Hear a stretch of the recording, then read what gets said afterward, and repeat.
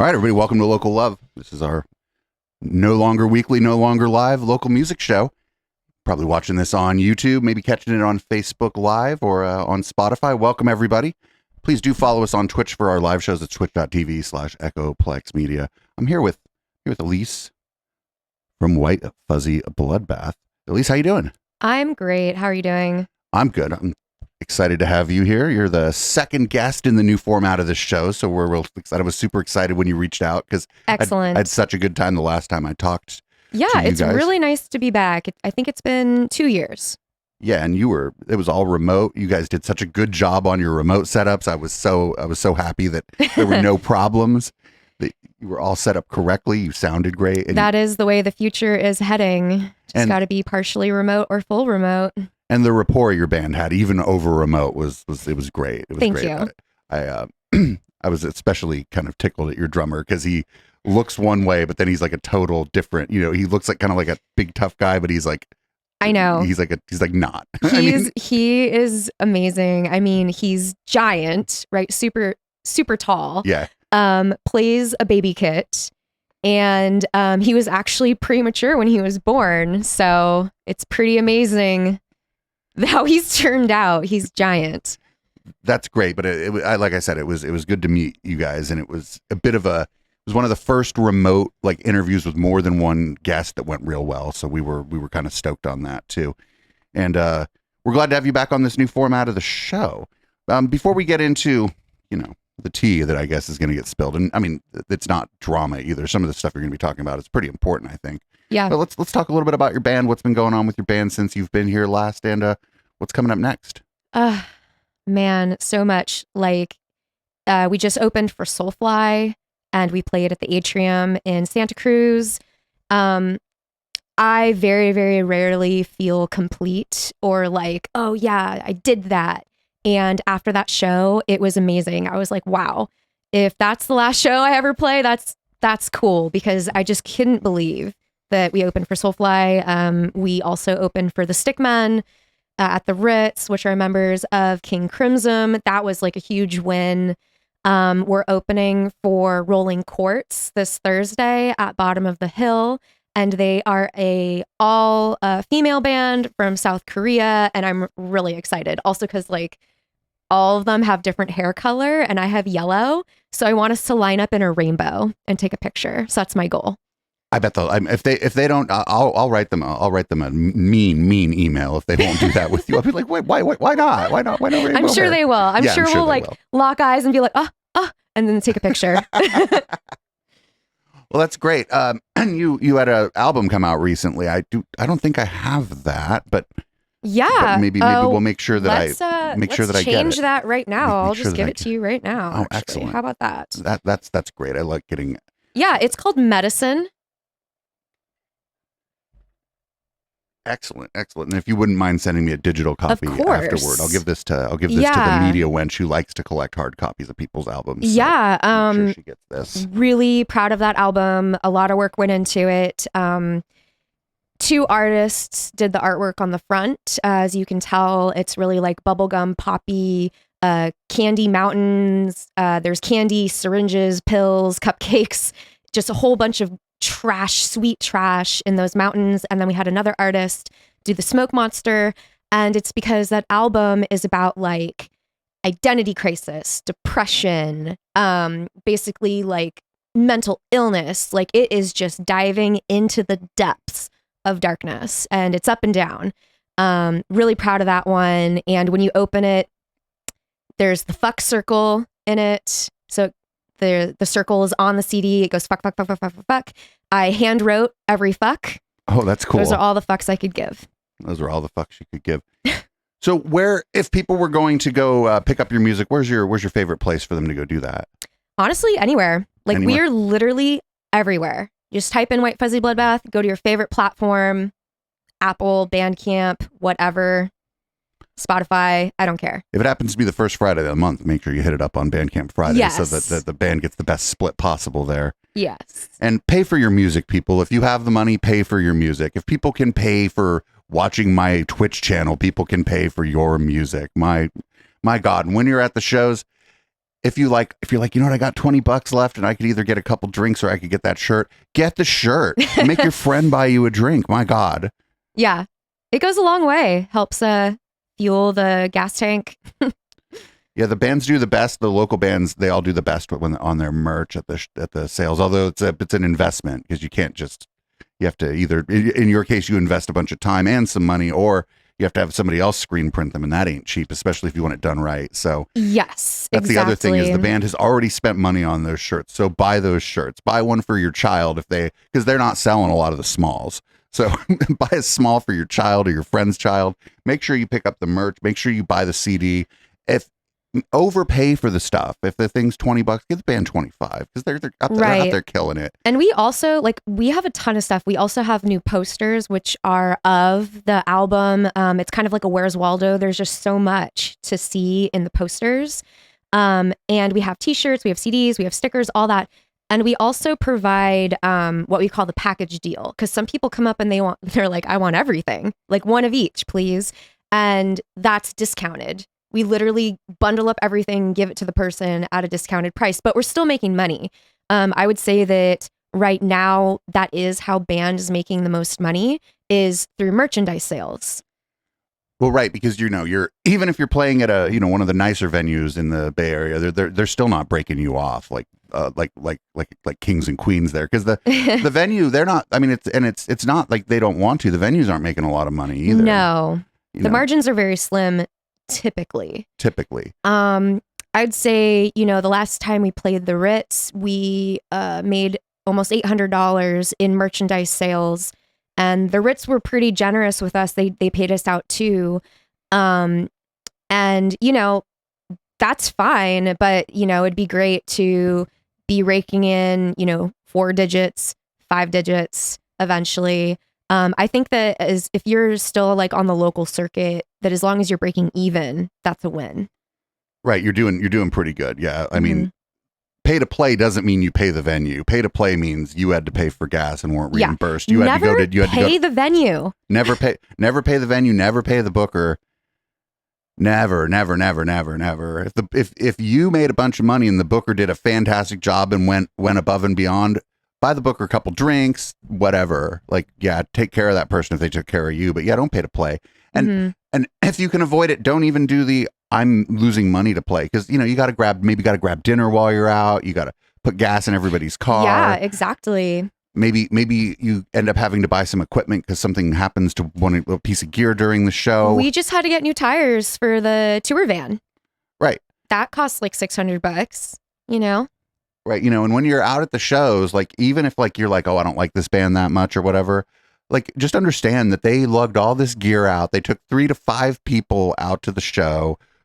I mean, and now these people are adults too. They probably had to get fucking babysitters or something. The scene here is aging, and there's not a lot of young people. I know. The older you get, the more that you have to pay. It seems like when you're in a band. Yeah. And I think the scene's aging because I think a lot of the youngsters are maybe not as inclined to pick up a guitar. They're going to be more inclined to use the modern tools, the digital audio workstation, to create electronic music. And that's cool too. But the rock bands are getting a little older, so make sure you drop some money on there, or at least spend some money at the bar. Mm-hmm, exactly. And if you don't drink, which is fine, I don't know, buy somebody else a drink.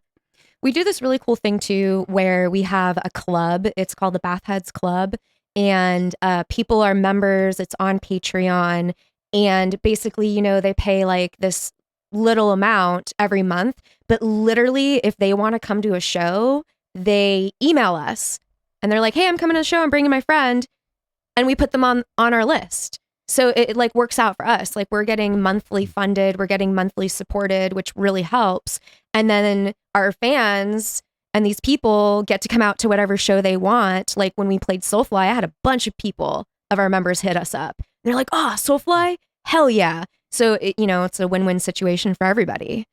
And that be patreon.com/whitefuzzy-bloodbath. Yeah, exactly. Yeah, just making sure. So people can. Thank you. And get on there if you want to support the band, even if you're not, even if you don't like the perks. We have Patreon. We don't really do a lot of our memberships through Patreon, but people do that to support us. I don't think people are going there for the perks, right? I think they're doing it to support our project. And I think most of the people for your project are doing it the same. And in some cases, they're like, well, I am going to take advantage of this perk. Thank you very much. But they're probably not there specific. They're not there. It's not like a quid pro quo sort of situation.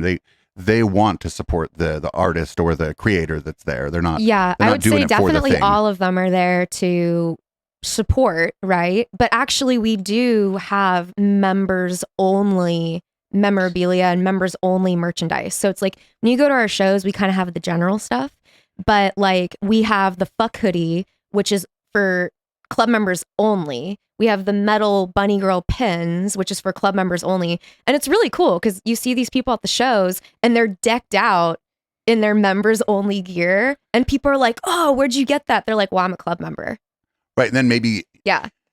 do you have experiences where people sign up for the Patreon at the show because they see some of that's super cool. Oh yeah. And I'm sure that you being who you are, you found ways to maybe help people explain it to people without it taking up a bunch of time and without it being like obnoxious or whatever. Fortunately, let me grab it. Fortunately, it kind of speaks for itself. Like, so here's the hot item right now. It's called the fuck hoodie. And it literally, this is the back. And it's what I like to say work friendly. You can't tell what it is unless if you get really close, but it's really fuck, like handwritten. Right. I hand wrote this and there's only a certain amount. So literally when people see this and they're like, oh, is that the fuck hoodie? They're like, yeah, I'm a club member. And then they go to the booth and they sign up. Oh, cool. It's awesome. Yeah. Cool. Dialed in, I'd say. Dialed in. Very good. Very good. Yeah. And plus, they're like super soft and really fun. And then you get to just wear a hoodie that says the F word at your day job. Nobody knows. Nobody even knows. Unless maybe somebody else is part of the club. But then, you don't talk about Fuzzy Bloodbath Club at work. Yeah. Yes. Very cool. Very cool. I'm glad to hear that you guys are on it. I know a lot of bands, and it's hard to have your merch game like that. I mean, it's work. It's a lot of work. Yeah. I mean, I'm glad to hear that you guys are doing so well on Twitch and your merch game is doing really well too. It's you just got to see what works. You just got to dial it in. I think people see effort, and then if they see effort and they also enjoy the content, then people are going to be inclined to support you because they're like, well, not only do I like what's going on here, but these people or at least this person, it's almost with these smaller projects, it's almost always one person busting their ass. And that's fine because other people have to have jobs or whatever, because these small projects don't bring in enough to support one person, much less a whole team. So you sent me a list of questions, which is amazing because now I didn't have to even prepare for this interview at all. I just stayed up late last night DJing after my talk show and then slept in today. So easy breezy. Love it. Ultra prepared. So you said being in a band is incredibly annoying. Yes, that is true. Being in a band is incredibly annoying. Now, don't get me wrong. I love being in a band. It's who I am. I can't help myself. Like, I literally love music and I love that late 60s, early 70s sound. I'm always going to be a creative person, but bands specifically, like, there's multiple people and you're not in control of those people. Those people have their own lives. Things happen. People break their wrists. People get, significant others that aren't supportive of the band. It's hella annoying. Like, I would love to find people who are like me, who like make this my full-time job, who puts in the work, who does the back end work, who like pays the bills, who promotes, who makes all the advertisements. Like, I would love to work with other people like that, but I'd say that those people are very far and few between, and it is just so damn annoying. And I can tell you too that the people who are willing to put the work in also tend to be kind of control freaks. Totally. I'm not accusing you of anything, although I could love imagine controlling things, but I wouldn't say I'm a control freak, but maybe close to it. I'm speaking mostly about myself, autobiographical here. Yeah. So, yeah, but also it's cool that the other players in your band are good players, and they seemed, when I met them, they seemed lovely. I'd virtually met them, of course. But yeah. they seemed lovely. Yeah. So I'm sure we're not saying that you dislike the band. It's just that the dynamics of it can be annoying. Yeah. I would say the majority of people who I've worked with, I love to death and I'm really good friends with. And there is a handful of people who I don't consider to be friends anymore and have made my life really difficult unnecessarily. But yeah, like you gotta like, it's kind of like once you see a red flag in a band, you have to get rid of that person. You have to find the next person. So like the core group of people who I have now, I love them to death. I trust them. But there were times that it's like you do think that you trust this person and they tell you everything that you want to hear. And then it comes to tour time and they bail because they get scared of touring. And it's like, whoa, homie, for the last 8 months, you told me you were down for touring. So, it's just, like I said, it's just really annoying, but I love it so much. Can't help myself. So we have, in quotes here, we have stealing music. What do you mean there? All right, strap in. All right, let's go. Okay. So, as you know, I have an ex-band member who also is an ex-boyfriend of mine named Dave Hottenstein. Yes, luckily enough, I only share his first name. Yeah. Well, one of his most recent accusations, which, by the way, he has not stopped bothering me since our breakup, which has been 6 years. And I wish that he would just move on. One of his most recent accusations publicly online is that I stole his music, that I don't know how to write music, that I haven't written any of the music.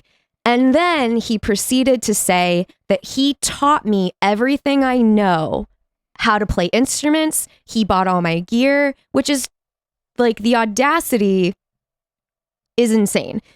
Like, I just can't believe that this guy felt that he should state publicly that he taught me how to play music. I literally had a guitar, a bass before ever meeting him. I bought them in college. I learned how to play the violin and the piano when I was in elementary school.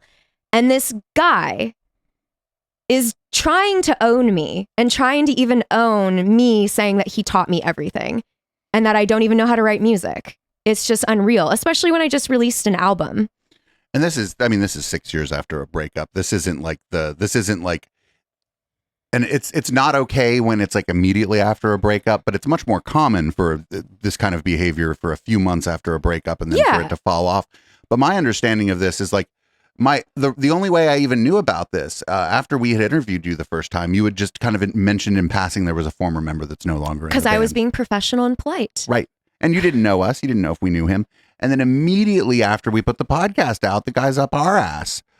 And up our ass just about including the White Fuzzy Bloodbath music in the podcast. And I said to you before, and I'm going to say it again, that I feel kind of bad that we didn't stick up for you guys because the guy, like, the way he came at us was a huge red flag. Yeah. Like it wasn't like, hey man, that's my copyrighted work and I didn't give you permission for it. I'm not going to come after you for it, but I'd appreciate, something like that would have been like nice, calm person. He wrote like 1,000 words in a comment in our Facebook group that we barely even monitor that somebody else had to point out to me. And he's like harassing you publicly for something that he could have taken care of in an adult way in an email or a phone call or... Oh, he also emailed us. Oh, God.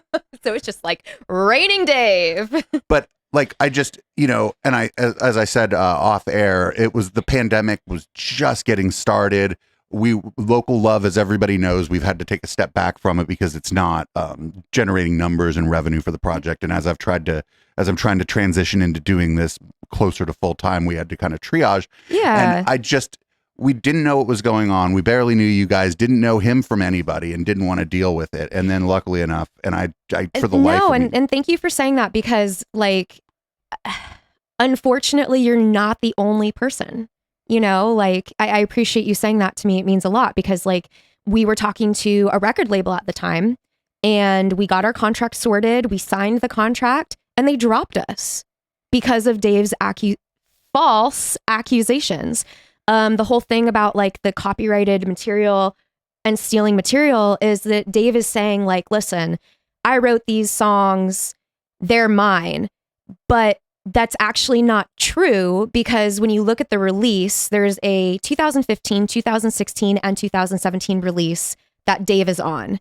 We all agreed, and I have the agreement, that we were all going to be co-authors. Like, even if I pitched a song and wrote the majority of the song, everybody's still a co-author. And the reason we did that is because we decided that, like, hey, like, if we put out this album and one song gets famous, we want everybody to like be praised and paid for all of their hard work, right? Because it's not just like one song. It's like, no, we all helped with this album. So my whole thing is like, bro, you are literally listed as a co-author on the physical album, on the digital album. Since 2015, you were listed as a co-author because you agreed to it. And now 6 years later, you have an issue? Like, come on. It's not about the copyright. It's because he won't get on with his life, you know? Well, this is a legal term, and but it sounds like he's stalking you. Oh, he is. Yeah. He is. And that's terrifying. He just found out where I lived, and he sent me a threatening letter in the mail. Like, I just gave it to my attorney. He's so unhinged. In the letter, he's like, I reported you to the FBI. I'm like, for what? For stealing my song. The FBI's going to get right on it, I'm sure. Like, it's insane. It's kind of like the kid, like, riding the bike, and then he sticks a stick in his bike, and then he's like, ow, look what you did to me. It's like, dude, you're the one who agreed with everybody that you would co-author this. So actually what he did with you guys with that copyright strike is actually illegal. So he's actually the one. Well, he didn't file anything with like YouTube or whatever. He threatened us saying that he was going to. I thought he did a copyright strike on Twitch, but could have been somebody else I'm thinking of. I don't think he. No, because we've never received a copyright strike from Twitch. Okay. That's good. when we include music on YouTube, it's usually like CD Baby or whatever, and then I have to go through the hassle of being like, no. Could you please reach out to the band and confirm with the band that they sent us the music? Which is the way that you do it, the proper way that and then happens. Usually when I reach out and say that, they just release the strike because they're not going to reach out to the band, and they have no reason to doubt what I'm saying because usually the band's on the show. It take a few minutes to look at the show. They're like, oh, wait a minute, the band's on the show. Okay. Yeah. But what he did was he just mad, I guess, that you got interviewed. It seemed like he was just mad that we would even associate in the first place or something. I got that that was the vibe I got. It wasn't that he thought like anybody was raking in the dough and then he wasn't getting his piece or anything like that. It seemed it was creepier than that. Exactly. And he won't stop emailing me. He won't stop contacting me. It's like, I'm married. I've moved on, like broke up with him, whatever it was, 2017. And it's like his focus and his MO keeps changing. Like every time he gets debunked and proven wrong, he changes. So like now his whole thing is, well, I'm the one who came up with the name, so it's mine. And it's like, bro, did you do the taxes? Did you do the business taxes? Did you pay the bills? Did you pay for the album? Did you do the promotion? Did you book the shows? No, you were just a guitarist. So no, you don't own the company. And the other thing is, if he did all this great work, where's his new band? Yes, that's it's like painfully obvious who the backbone of the band was and still is. Right. And I think I'm one of the things that impressed me about your band members is that they were very aware of that it didn't hit their ego. It seemed like in any way that you were the band's leader. There was no, and that's probably why you get along with those guys so well. I think it's because they don't bring a big ego to the table. And I'm not saying that in the same way that maybe I bring an ego to the table because of the work, but that's you're entitled to that because of the work that you've done, and the people in your band seem to recognize that, and I was just impressed with them. Yeah, thanks. I think as long as you treat people as equals, and if you're honest and transparent, then and like it's mutual, then that's great. Like you guys can operate and work together. And I mean, not for nothing, like kind of floating in the background of this is that you're a woman in a field where there's pretty obvious boys clubs. Obvious. Obvious boys club. San Jose has one that we've run up against a couple times. Yes. Unfortunately, it exists and it still exists. Very prevalent in the music scene. Very obvious in the San Jose scene. And I think it's because it's small here, and so there's not a lot to grab, and so people are like kind of grabby, if that makes sense. Oh yes, absolutely. Ego, like what you're saying. Yeah, mm-hmm. People want to like, and there's some people who are gatekeeping, but then you get to the other side of the gate and there's fucking nothing there. Like, I don't know if that, well, I'm not like, there are people in that circle that I love. And there are people in that circle who I don't really know what to say about them. But all I'm going to say on that is that White Fuzzy Bloodbath has been around since 2015. And we have never been invited to play Sofa. I've asked, like, we're around. We would love to play. And I don't know, but after, 2015 to, 2023, 8 years, I'm kind of thinking that somebody in that circle of people doesn't like us. And I don't know why they don't like us. I have a feeling that it has to do with something about Dave, my ex-boyfriend, like spewing all these lies, blatant lies everywhere. But it just sucks. It just really sucks. And, like we're opening for Soulfly, we're opening for Rolling Quotes, we're opening for Stickmen. Like we're going places. I would love to play Sofa. That'd be awesome. Yeah, we no longer go or participate in any way, and I'll just leave it at that. The people who organized the event, the media wench was fairly direct when she told them why we no longer have anything to do with them. So, so and sometimes you got to be direct, And whatever, we don't.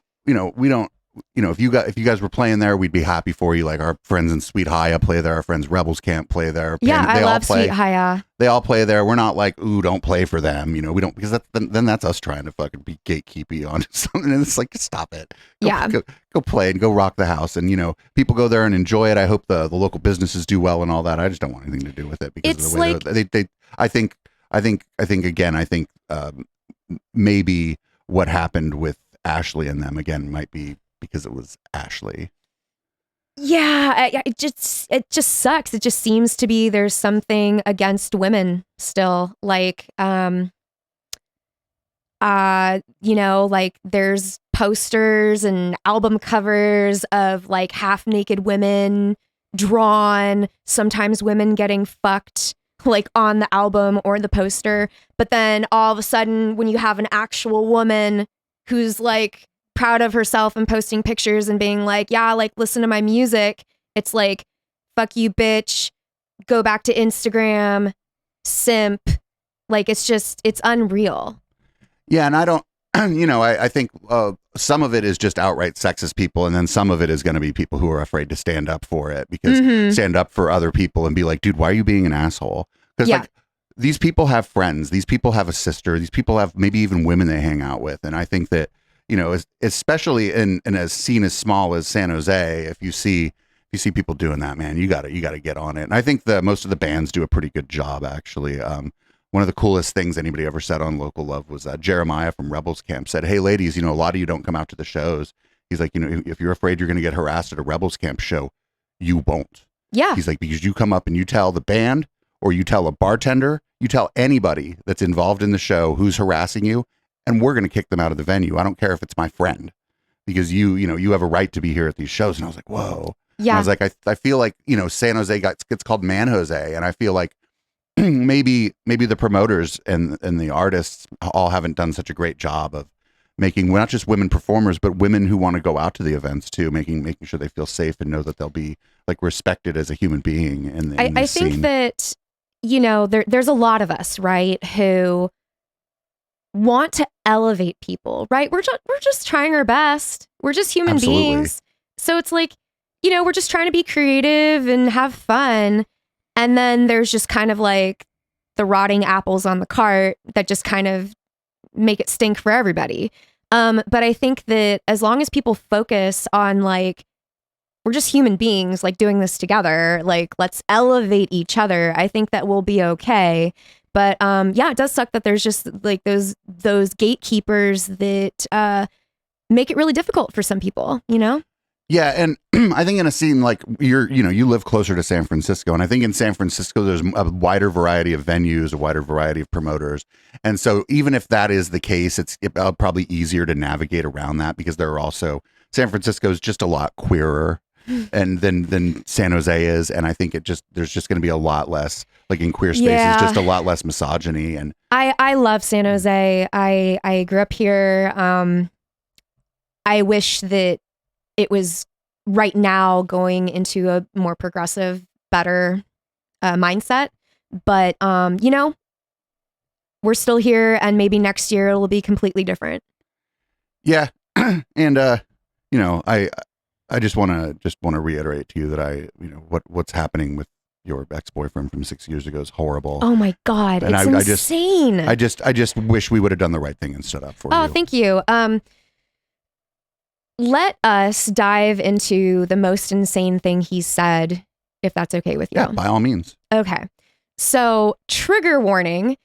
The most insane thing that David Hottenstein has said about me publicly on social media and privately through emails and messenger and verbally is that I physically abused him, which is like such a terrible thing to like lie about, right?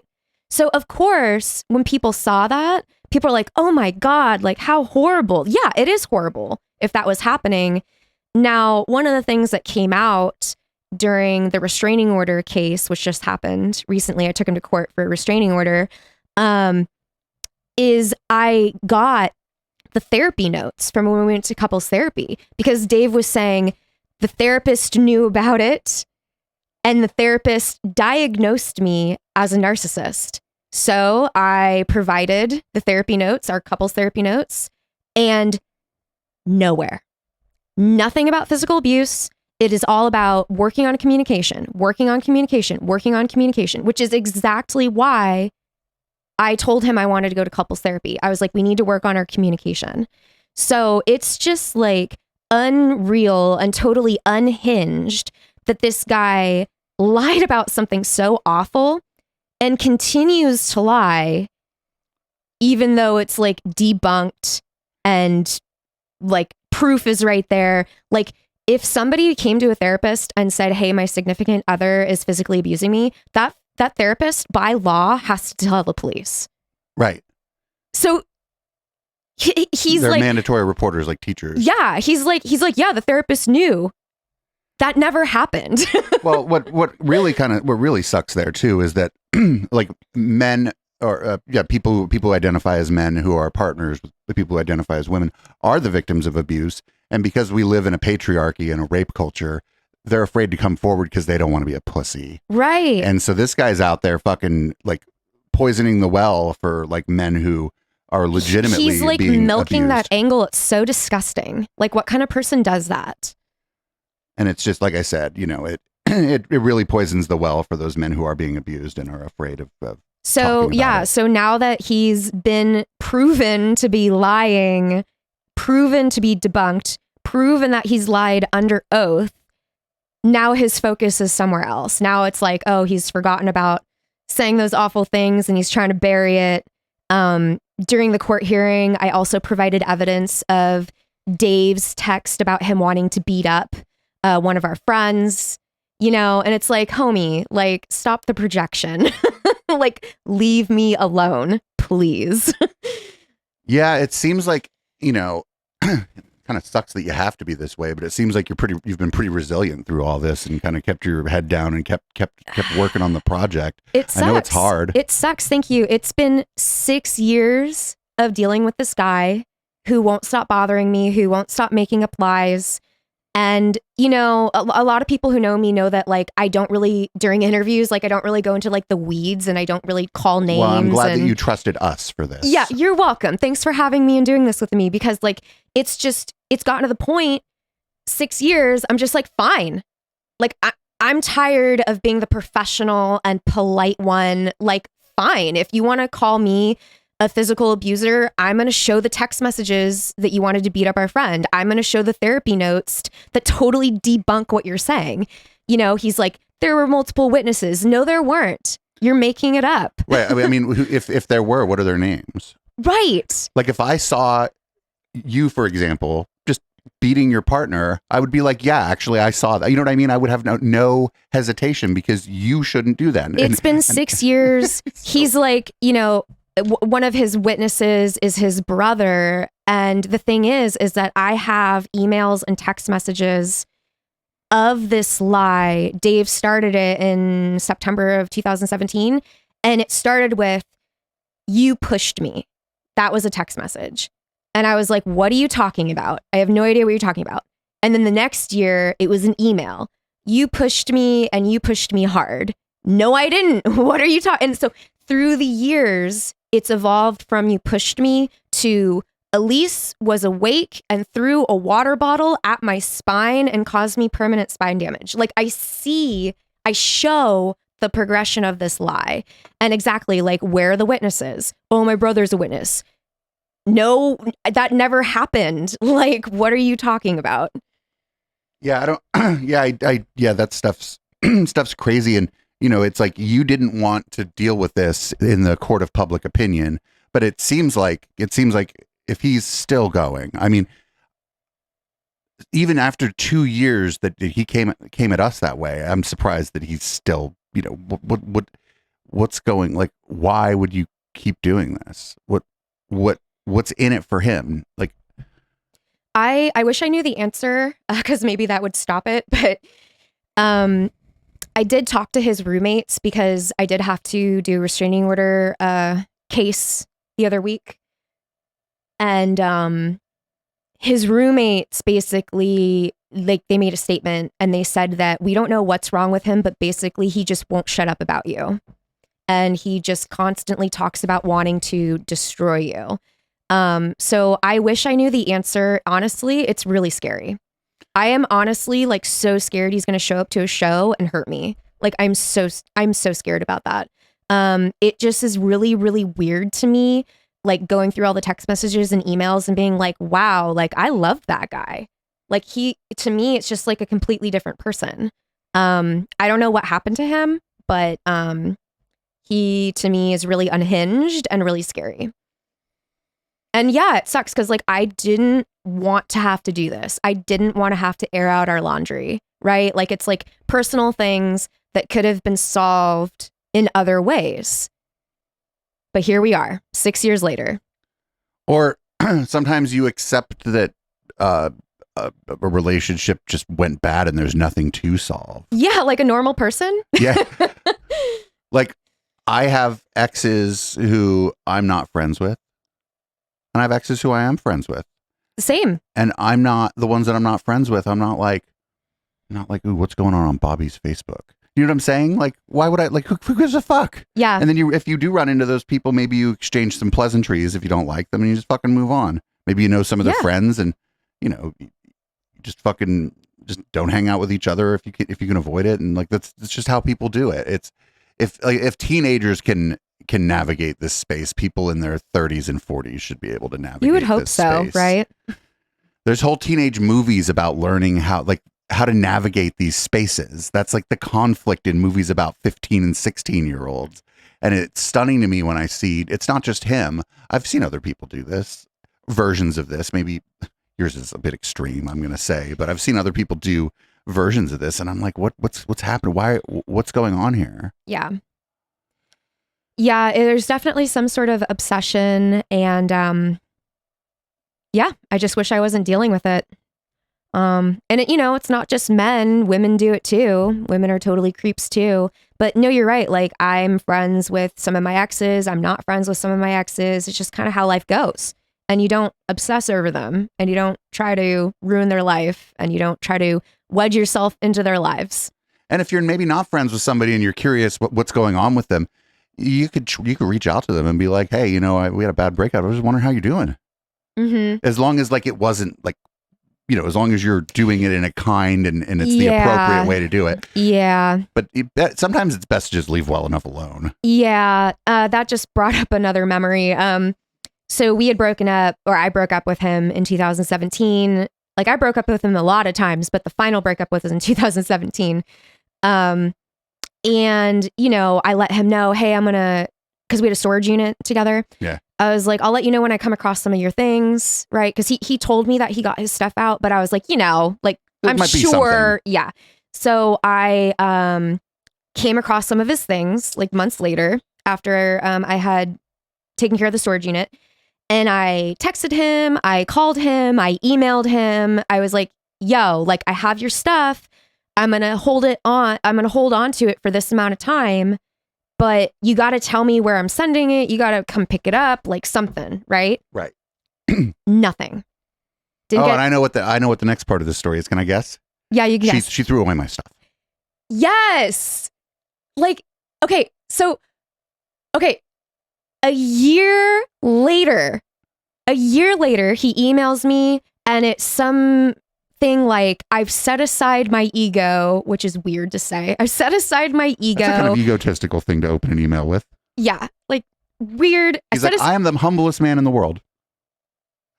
Like, so weird. I set aside my ego to email you. My mom has colon cancer, which again, super serious, right? Super serious thing to say. I need that picture back of her, which is one of the things that I had emailed, texted, called about. Like, I have this picture of your mom, right? Mm-hmm. So I email him back. I'm like, bro, I am so sorry your mom has cancer. That sucks. I hope everything's okay. I hope she gets through it. I threw your stuff away. But not only that, you owe me $24,000 for the band that you were equal partners of. So can we please just talk about this? Because I've been waiting to talk about this. And he emails me back. He's like, you fucking bitch. You gaslight me. I tell you my mom has cancer and you tell me that I can't have the photo back unless if I pay you money. And I'm like, what? Yeah, you first told him I don't have the photo is what. It's been a year. Yeah, It's been a year. I called, I texted, I emailed, I did the proper channels. It's been a year. So anyway, it's just, it's unreal dealing with this and how he like changes things around. So that's one of the things he goes around about. He's like, she stole my mom's photo and then she threw it away.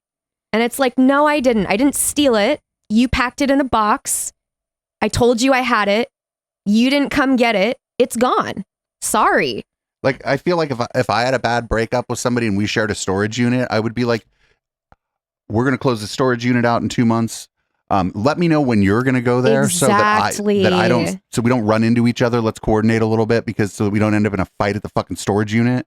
And let's clear this thing out in 2 months. I wouldn't even, I'd be like, after 2 months, I'm not going to pay the bill anymore. Right. You went the next step and you took his stuff and you're like, hey, I'll hold on to it for you for a while if you missed anything. And you shouldn't have done that because then it's now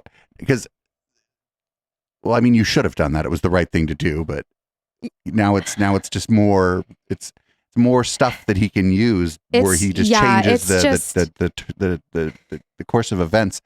I just don't know. I feel like, other people, out there that I know maybe have dealt with this kind of breakup and are afraid to share it. Unfortunately, yeah. I feel like this happens to people and, I mean, look at me. I haven't shared it because I didn't want to go public with it. I literally was like of the mindset of this will go away. I'll move on with my life. Right. And you just don't want to be part of this fucking disease that's being spread around in the music scene. You just don't want to be known for this. Why would you want to be known for this? This would be a bad thing. Even if you're the girl who got stalked or the woman who got stalked like that, you're the fucking lead singer of White Fuzzy Bloodbath, right? You're not the woman who got stalked. Right. Yeah. And fortunately, I would say that, like, in my own opinion, like 95% of people who come across this like drama, they're like, oh, that's total bullshit, right? Like, they know me, they know who I am, they know I'm a stand-up person. It's just really like the 5%. Like, we were talking about like that Dude Bros group Right. that have their roots in a lot of places and they know a lot of people that kind of unfortunately perpetuate and keep it alive. So that sucks. But at the same time, you know, like I think about really famous people, right? And like public figures and how much bullshit they need to deal with. Like, for example, like who's that guy? Tom, the guy who did Big. Oh, Tom Hanks. Tom Hanks, yeah. There was like this rumor going around about him like eating baby fetuses, and that's why he moved to Greece. Oh, right, and that he had the ankle monitor on. Yeah, yeah, but it was just that he had broken his ankle, and it was so it's some like kind of brace. Famous people need to deal with this shit all the time. So in the grand scheme of things, the way I am looking at it is like, you know what, band is going super well. 95% of the people are sane and actually know what's going on. And I'm just going to keep climbing that ladder. And when I'm a famous musician, there's going to be even worse lies and worse. Like, this is literally just a lesson for me to learn. And this is literally just a lesson for me to not date psychopaths, which check, because I'm married and he's amazing. Well, shout out to your husband. Yeah, thanks. He's amazing. His name is Colonel. I love you, Colonel. Well, cool. Do you have any stalkers? I have people, because of the nature of the content we do, I certainly have people who don't like me, but they're just internet people, right? Right. I really, because of what you do being in the local music scene, you can't do what I've done. I firewall the content like kind of off from my life. Some of my friends come on the shows with me and I appreciate that, but I firewall it off. I don't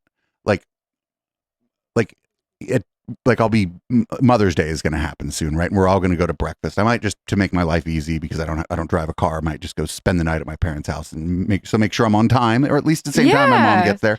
But they're going to want to talk about like, oh, you know, what's going on with this, and I will not tell them what we're talking about. I'll tell them generally, oh, things are going well. You know, thank you for all your support over the years.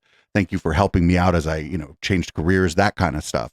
But I'm not going to be like, oh, this guy who drinks his own pee found out that we were making fun of him, or you know what I mean. I don't want to talk about that shit with with my family, but and with my friends. But you know, you unfortunately, first of all, you're being stalked in real life by a person who's spreading disease about you all over the internet, and you have to assume when he runs into people out and about, that's if he's obsessed with it, it's all he talks about. That's all I'm hearing from people is people coming back to me and being like, yo, Dave said this about you. And I'm like, he's still talking about me.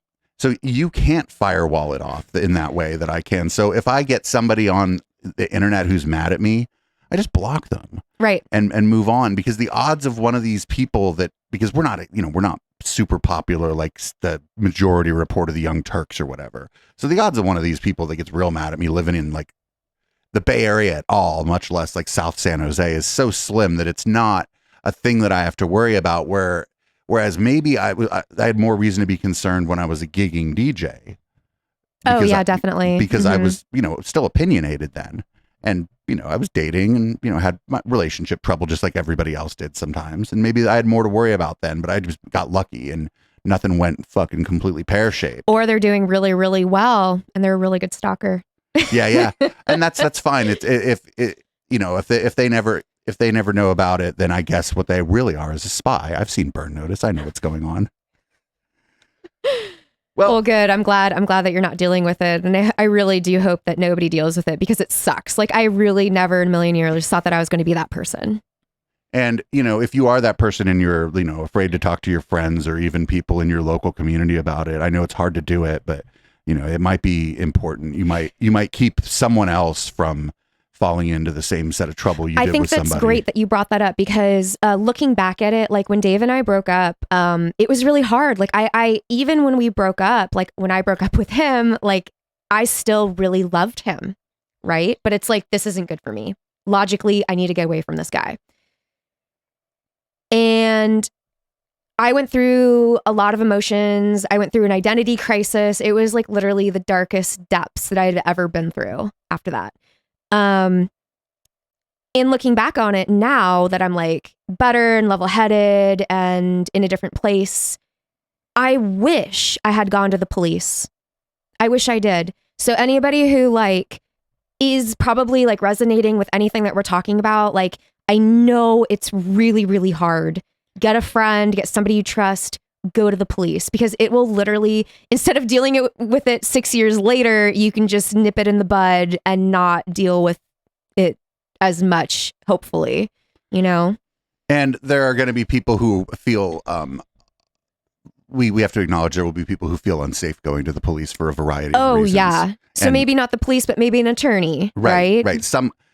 Do something. Do something, even if it feels symbolic to you, because if it is symbolic to you, maybe it empowers you. And then maybe you even if your support network just kind of catches on, we actually need to throw a little bit more support this person's way. Exactly. We need to be checking in on this person. We'll pick this person up. We're going to take them to lunch. Just little things. It's going to change. You could change somebody's life. You could change your own life. And the people who are in your support network are helping you are going to feel good about it too. And this is leaving out of the equation the ultimate bad relationship, where it's the high control dynamic, where you're in a position as you leave where you don't have a support network because it was taken away from you. So we can be glad that was not the situation for you, and we can be glad that is a highly uncommon situation. But for those people, I don't know, reach out to me. Reach out to Elise. I don't know. Oh yeah, no, I am all about supporting people who need the help, for sure. You know, I'm not, people say that I, that I don't display a lot of empathy, but I would certainly be answering your emails and trying to find support networks. I'd say you're really empathetic, actually. Well, empathy is a set of behaviors, not just a thing that is innate to you. Mm-hmm. You have to work on it. And I've certainly gotten better at it as I've gotten older, because as you struggle with things in your life, you realize that maybe there were times where you could have been a little more empathetic with someone else who was struggling. Yeah, absolutely. Like, that's kind of the human thing. It's as long as you are actively trying to be a better person and actively trying to help others and be like kind, like, I think that's fine. Also, it's important to know when to butt out. Totally. Oh yeah. That's again, these are case by case incidences, and you need to, anybody out there needs to also, like, walking away from people, like, just learning, like, you know what, I don't want to deal with this. Like, this is just a bad situation. Just walking away right away, like, not feeling bad or not getting guilt tripped into some like dangerous or toxic relationship. Learning to walk away is really good. Even with just acquaintances, you're like, I don't want to hang out with you anymore. Yep. It's funny because it seems like you feel more petty when it's an acquaintance, but it should be so much easier if it's just kind of somebody you kick it with sometimes. It's just like the unknown, right? Yeah. It's like, I don't really know this person, but bye. Yeah. And I mean, we're having a little fun and keeping it light here, but these are important things. And I'm like I said, I don't know if you've gone and spoken with anybody else about this, but if it's like the people who are really close to me. Well, I mean, publicly. You've got the first sip of tea. This is literally the first time I've gone public with this. Well, I think you're aware of our other content. We kind of wear our politics on our sleeves around here. So it's probably why you came here. You're like, I'm going to get this is the right audience for this. Absolutely. So I have some other stuff here. And so I want to maybe kind of leave that there and just remind everybody that what happened to Elise is maybe happening to one of your friends. What happened to Elise is maybe happening to your brother, your sister, your neighbor.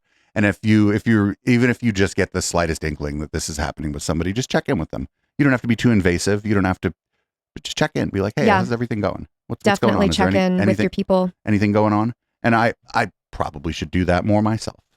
I may check in with some friends today after this. Although I have so much fucking work to do today. So let's play another. Well, I only have your old album. Is there anything off your old album you'd like to make sure we play maybe while we take a break here? Yeah, let's do Miss Candy. That's always a good one. That sounds fun. All right, everybody, we're gonna take a quick break here. I'm gonna make use of the bathroom. Maybe grab myself another energy drink. This is Miss Candy off of White Fuzzy Bloodbath's album Sugar and Rock, and we'll be back in a couple more minutes with a slightly more lighthearted discussion.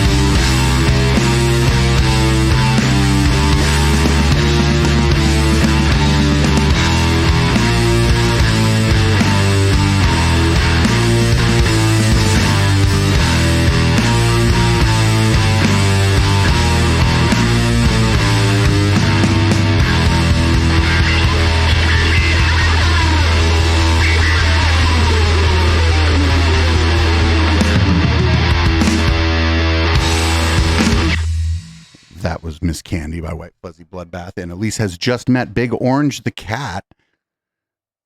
He's the best. He is. He's great. He's now. He's so vocal. Hanging around me. Yeah, he's just talking to you. I love it. He's just talking to you. So I want to. What? So I'm going to skip cheating at Burning Man because that doesn't sound very fun. Let's go with Guitarist OnlyFans. What is Guitarist OnlyFans? Oh my God. So I feel like I live in a sitcom. Like I just can't make this shit up. One of our old guitarists, I unfortunately had to take to small claims court because he said that he would, like pay for the album and pay for all these things like the band rent, and he hasn't. So I was like getting my documentation and screenshots and emails and everything ready for court. And apparently he has an OnlyFans and it's right there. There's his dick. I'm like, great. Like, I don't want to see this. But the thing about it is that he incriminated himself because the posts when he posted are of events that he said that he couldn't play because he was quote unquote healing from surgery. So I'm like, oh, bro, you just incriminated yourself. Like, these are the dates you said that you couldn't play over a 3-week span. So anyway, I'm going to get my money back and I'm excited about that. But apparently, apparently now he has an OnlyFans. So now I know. That's cool. If I was 20, I'd be on OnlyFans for sure. Dude, I have an OnlyFans. Very good. Very good. You should have an OnlyFans too. Everybody should have one. It's kind of like a Facebook. Yeah, I have the last thing I need is like one more thing to keep track of. True. But that is pretty funny. At least he's making some money and might be able to. Right, he's making money. He can pay me back. Okay. What is Bad Lemon on this list? Oh, so like I said, it's just gloves off for me. And normally I like to keep it light. Normally I like to talk about the fun times, but let's talk about the pat on the head, like people just older musicians just thinking like, oh, you young band, you don't know what you're doing. So we were booked with this band called Bad Lemon, and they asked us if they could use our drum kit. And we were really honest. We were like, hey, it's a baby kit. It's dialed into our sound. We don't really share gear. It's expensive. Like if you forget something, if something breaks, no problem. We'll totally like share something with you. But as far as like, if we're not getting paid for a gig, we're going to use our own equipment and we're going to do our own thing. So anyway, they continued emailing us and being upset that we weren't going to like share kits with them. And then they decided to, behind our backs, get a different band instead of us, email us and say, hey, by the way, we replaced you. And we're like, what? Why'd you replace us? They're like, because you won't share kits with us. And we're like, really? And they're like, yeah, maybe if you were more experienced, you would understand. So wouldn't the more experienced band... Bro. Wouldn't the more experienced band be emailing you offering to take care of the back line for you? Yes. And then you could see, then you would be able to politely decline and be like, oh, we have a certain sound. We appreciate it. Oh, actually, we'll use your guitar amp, but we're going to bring our own bass and our own trap kit. Like either way you dice it. Like if they were offering their kit or if they wanted us to play or if they wanted to play our kit, I don't care. Don't talk down to bands when you're just like local and you're just like trying to have a good time. And the thing that I really wanted to email them back is like, bro, we've toured nationally and regionally. What are you talking about experience? But like, that's because you're a woman. I think it might be because I think so too. And it's just like, or not maybe just that. They may also just be egotistical assholes that talk down to people, but it probably doesn't help that you're a blonde lady. They're just like older men who are looking at our social media and being like, look at this young kids group who doesn't have experience. It's like, homies, we just opened for Soulfly. And aren't you in your 30s? Yeah, I am. You're not a young kid. I had to think about it. Yeah. Look at these young whippersnappers Yeah, so I just, it just was a very good example to bring up because it's like this band. First of all, their name is Bad Lemon, which I think is hilarious. And I've heard that actually we're not the only band that they did that with, but it's just that's not the dynamic you want in the scene, right? You want people to just be kind and nice and elevating, and I just thought it was unreal that they said that to us. They're like, if you had more experience, you would understand. It's like, and also, come like on. The reason you gave them is you're like, this is a different kind of kit. It's dialed for our band. You they probably wouldn't have sounded good on it.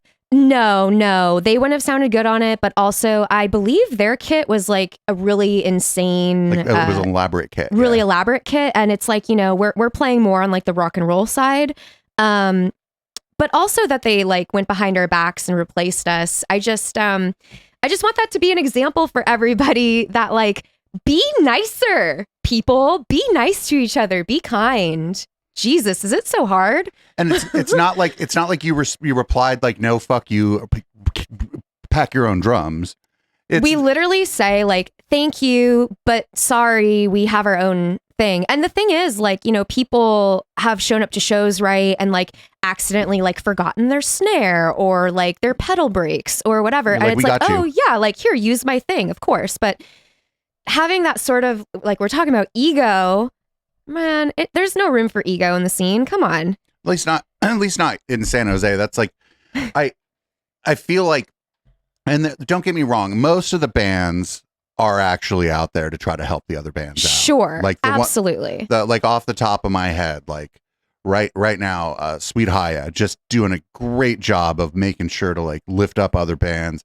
When they're at a show, if they're playing last, they're there first. They're hanging out. They're coming up telling me about the band if I don't know about the band.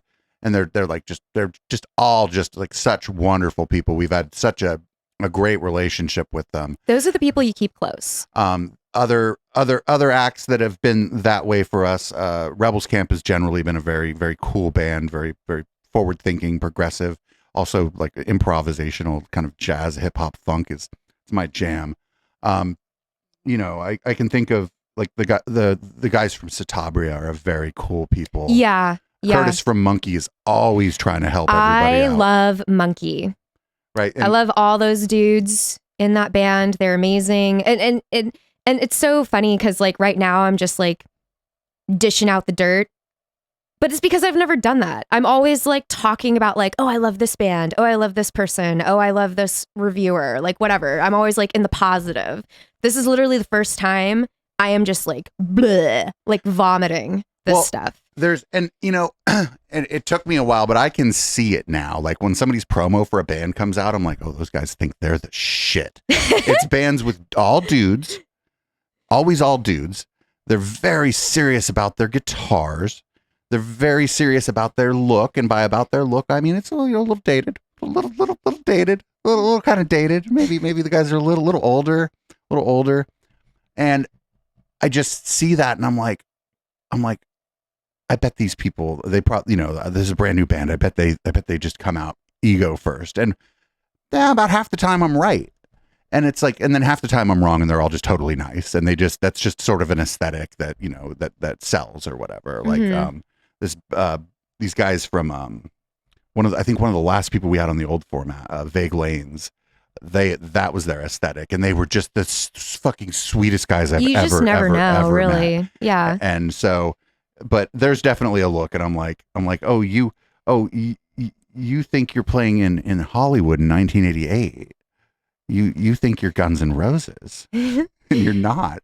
You know what band you should look into that I've been really into lately, and they're local. They're called Gosh. They're really fresh, really new, super cool kids. Definitely check them out.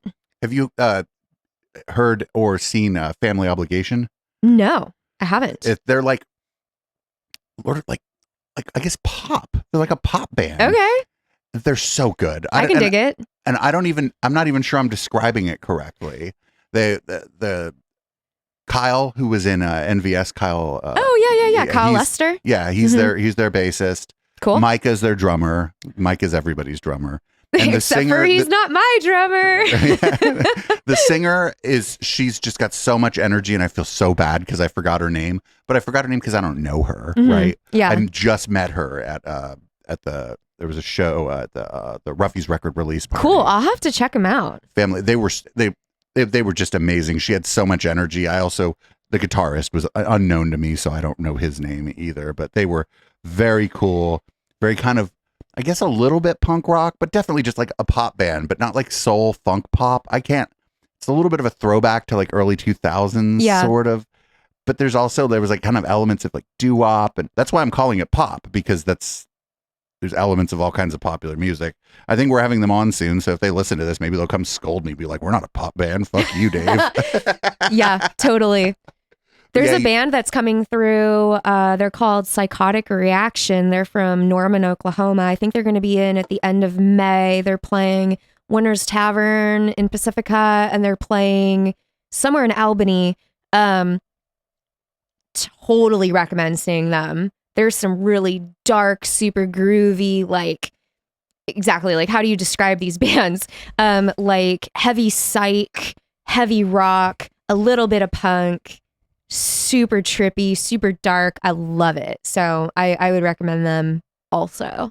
One of the downsides, actually, of having gone full time on Twitch is because we are the #1 politics stream late at night, I don't go out as much. Totally. I hear that. I like have to plan instead of, oh, let's go to the van. I have to be like, well, how am I going to arrange things so I don't not only disrupt the income flow, but like just disrupt the overall flow? Mm-hmm. Because unfortunately people, and I don't know if it's good, there may be some bad sort of parasocial shit going on here too, but people tune in every night, right? There's different people, but it's the same core group of people. And so, if you disrupt that, like if I go out Friday, Saturday, and then take a Sunday off because I'm off Monday and Tuesday from streaming, I have to think about what that's doing to Wednesday. Yeah, people are very like habitual. Yeah, and and there's some, like I said, I try really hard not to be personal with the people, not to like get to know them. Mm-hmm. Why am I telling you this? You're a woman in music, for fuck's sake. You know what I'm talking about, right? You don't want to get too friendly with some of your fans. There's totally that fine line. And actually, I was reading some sort of article, maybe it was an interview recently, where somebody on Twitch, they were a streamer, like what you're saying, and they were saying, don't get too personal with the people who view you, because then it kind of gets awkward sometimes, where they'll like gatekeep you in the chat. They'll be like, oh, well, I know the streamer and I know that they would say this, and then it gets awkward. But yeah, like for me personally, there is a fine line where, like, I think this goes without saying, but our band really focuses on elevating others and being social. Like social is one of those things that is kind of like phasing out, especially in this like digital and VR world. Like, yeah, you're like communicating with people, but are you like present? Are you like physically around them? So our band really tries to focus on like the group and the club. And when I'm at a show, I go out of my way to say hello to everybody that I recognize. But yeah, like you can't get too deep. There's that fine line. Like I don't tell people where I live. We have a PO box. I don't tell them personal details about my life. Like most of them don't even know what my husband looks like. If I was dating someone, I would never talk about it. Yeah. On stream, partially because there's some people who might leave because they have, they have they're watching. Some people are attracted to me, right? That's why they watch. They've outright said it. Definitely. And so that's kind of fucked up and egotistical, but also like there's just, you have to like, it's not like either of us just didn't hear hella famous or whatever, but you still have to, if there is a public you have to protect the private you. Hell yeah. And it's unfortunate that sometimes that becomes impossible. Sometimes that's impossible. Like if I had a bad breakup and somebody just started spreading disease about me all over Discord and fucking Twitter, where I'm a real real piece of shit I on will Twitter. help you through it You will- if I will and when call- that I will happens. call you- Hopefully not. I will Hopefully call- not. But I do a lot of hooking up, so I don't think I have too much to worry about right now. But we have a couple other things here, but what I wanted to do, I think we're a little bit long on the pod, so what I want to do is put Sure. out we have a couple other that I want to get to. One of them's we'll get to both of these here. But that'll be for my patrons, and of course you'll have access to it, and you can do whatever you want with this afterward. cool. We're gonna play another one of your songs. Maybe I'll pick one. I like the name Clifford the Gravedigger. Yeah. But before we get out of here, because this is where like the Spotify and the YouTube's going to cut off. You can remind people where to find you. Where would you like them to follow you? Where's the best place for them to get your album, etc. Yeah, I would say, your platform of choice, just type in White Fuzzy Bloodbath. We're everywhere, but also just come to our shows. We're a good time. Hang out with us, get our merchandise, join the club, get the fuck hoodie. It's only for club members. And yeah, I thank everybody for tuning in and hanging out. And we'll be back for patrons in a couple minutes. Consider joining our Patreon or our membership at eplex.store. You get the same kind of content there because a little more tea's going to get spilled here. Just a little bit more. Thanks for joining me. Thanks for having me.